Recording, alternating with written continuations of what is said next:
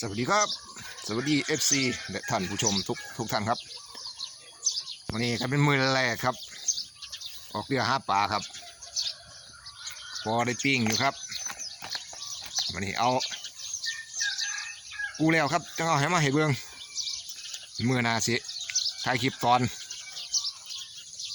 อ่านไปกูครับจังเป็นตะเบิงอันนี้กูมาแล้วครับชมคลิปกูมาแล้วไปก่อนครับพอได้ปิ้งอยู่ครับปลาขาวปลาสอย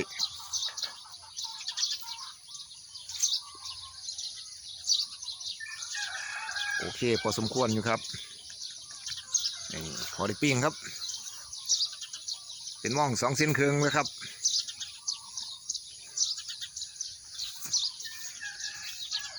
อันนี้8 เส้นครับ8 เส้นได้4-5 ตัวเอามือหนาคอยเบิ้งตอนกูครับขอบคุณที่รับชมนะครับกดไลค์กดแชร์กดติดตามให้เลยนะครับเด้อขอบคุณครับ